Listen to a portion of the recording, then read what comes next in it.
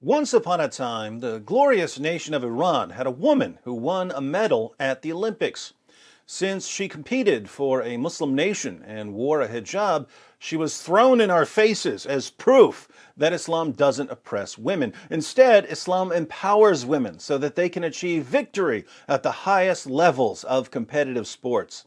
Unfortunately for the men and women who used Iran's only female Olympic medalist to shield Islam from criticism, Kimia Alizadeh has announced that she's leaving Iran because it oppresses women. CNN reports. Iran's sole female Olympic medalist, Kimia Alizadeh, announced that she has permanently left her country for Europe. "Let me start with a greeting, a farewell, or condolences," the 21-year-old wrote in an Instagram post explaining why she was defecting. "I am one of the millions of oppressed women in Iran who they have been playing with for years." Alizadeh became the first Iranian woman to win an Olympic medal after claiming Taekwondo bronze in the 57-kilogram category during the 2016 Rio Olympics.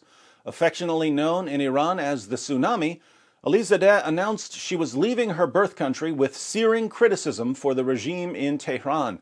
"They took me wherever they wanted. I wore whatever they said. Every sentence they ordered me to say, I repeated.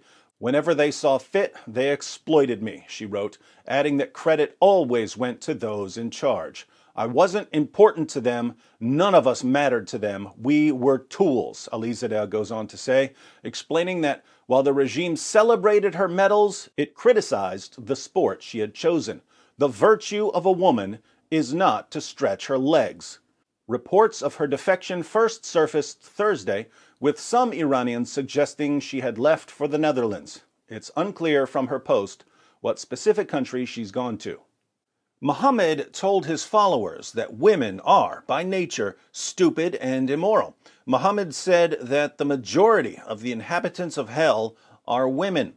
The Quran claims that the testimony of a woman is only half as reliable as the testimony of a man.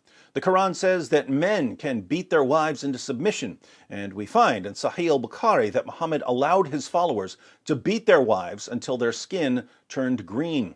Muhammad allowed his followers to rape their female captives and to hire prostitutes. Aisha, Muhammad's child bride, once said, "I have not seen any woman suffering as much as the believing women."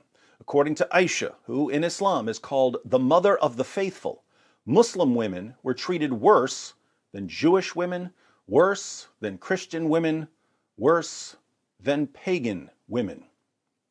And this wasn't at some later point in Islamic history. This was during the time of Muhammad and because of the teachings of Muhammad. Fast forward 14 centuries and, shocker, the worst places in the world to be a woman are Muslim-majority countries. And yet, when we draw attention to the oppression of women in the Muslim world, we're told that the Muslim world doesn't oppress women. Just look at empowered, hijab-wearing women like Olympic medalist Kimia Alizadeh. They're the proof that Islam promotes women's rights, not the oppression of women. And now we find that Kimia was oppressed all along, and that as soon as she saw the opportunity, she decided to flee the Muslim world and head for the West. Pretty sad when the women who are being used to show that Islam doesn't oppress women turn around and admit that they're oppressed.